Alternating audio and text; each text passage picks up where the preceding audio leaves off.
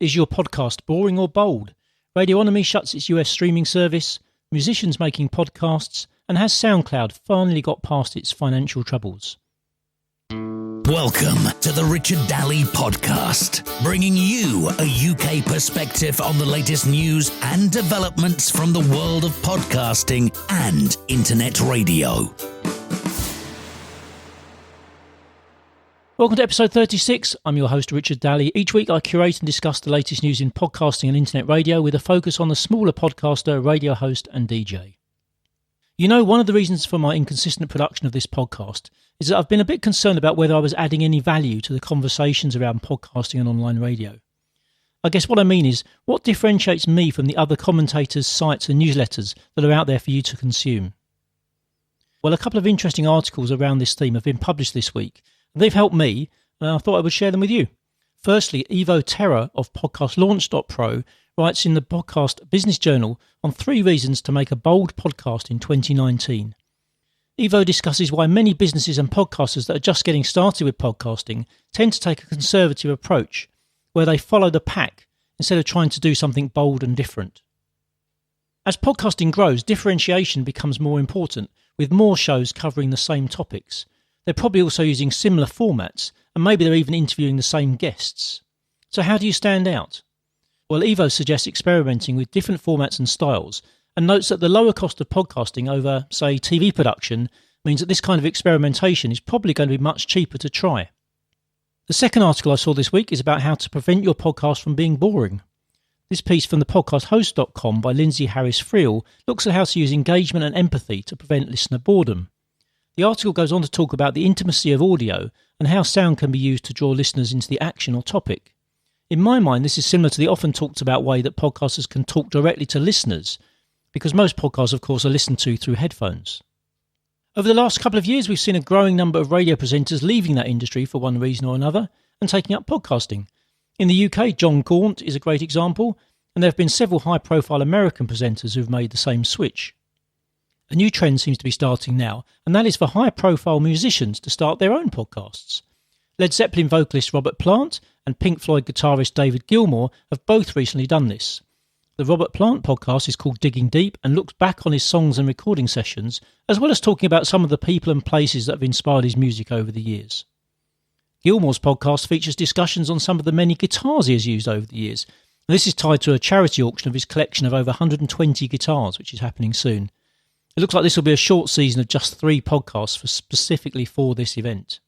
It will be interesting to see whether either of these musicians choose to stick with podcasting longer term. I can see how they could drive some strong engagement from their existing fan base and possibly bring some new listeners to podcasting, given that their demographic is likely a bit older. Now, my favourite podcasting listening app for the iPhone, Castro, has had an update, and it's now supporting creating and sharing podcast clips. From the player, you can record a clip of up to 1 minute in length, and then use a built-in audio editor to clean up the recording. Once you're happy with the clip, you can share it to various social platforms, including Twitter, Instagram and Snapchat. There are options for square, landscape and portrait video orientations for the podcast clips, and these, of course, will suit the different formats of each platform. James Cridland of Pod News looked at similar functionality in the Overcast app recently and noted that a Twitter search for this type of clip shows that they are generating quite a large number of impressions and could well be a useful tool to spread the word about a podcast. It's worth asking your listeners to share a clip of your show if they're using one of the players that provides this functionality, and I'm sure we'll see most of the apps adding this capability over time. Of course, this also provides a simple way to share clips of your own show as well. Talking of James Cridland, he writes that Audible UK has announced an audio drama production grant for audio drama producers. Audible is inviting both established teams and new producers to enter their audio drama production competition. The winners of the competition will be awarded a £5,000 grant, and they'll get free access to Audible's recording studios in London to develop one of their own productions. The competition involves writing a 2-page proposal showing how entrants would produce a dramatisation of a pre-selected 15-minute script extract that's been provided by Audible in one of 4 categories. So these are crime, classic, historical or sci-fi. Proposals must be submitted by Friday the 28th of June 2019. I'll put a link in the show notes to the competition details. Of course, you can find the show notes at richarddaly.com/36. The options for legal music-based internet radio stations continue to reduce, with some bad news for US users of Radionomy this week. Rain News reports that Radionomy has announced that it is shutting down its U.S Streaming Service. It seems like this is a result of the recent increases in US music licensing rates, which have made the service unsustainable. The company is offering its users free migration of their stations to Shoutcast for Business, which is owned by the same parent company.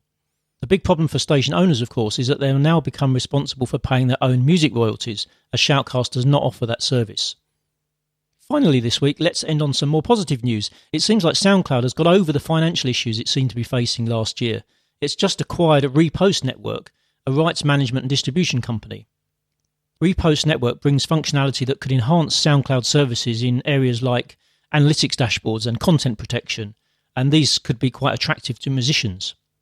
Nick Quah of the Hodpot Insider newsletter notes that SoundCloud is still quite a popular podcast hosting platform, as well as being the host of choice for many musicians and DJs.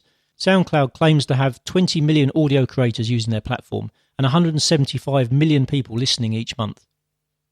Okay, so that's all the news from the Richard Daly podcast for this week. If you enjoyed this episode, do share it with a friend on Apple Podcasts. You can now also find this podcast on Spotify, iHeartRadio, PodSearch, and wherever else you listen to podcasts. If you visit my website at richarddaly.com, you'll find all of my social media links, as well as the various ways you can subscribe to the show. Show notes for this episode are at richarddaly.com/36. As usual, please send me your questions or comments, and if there is a topic you'd like me to cover, then you can tweet me. As always, I really do appreciate the feedback. Thanks for listening, and I'll see you on the next episode.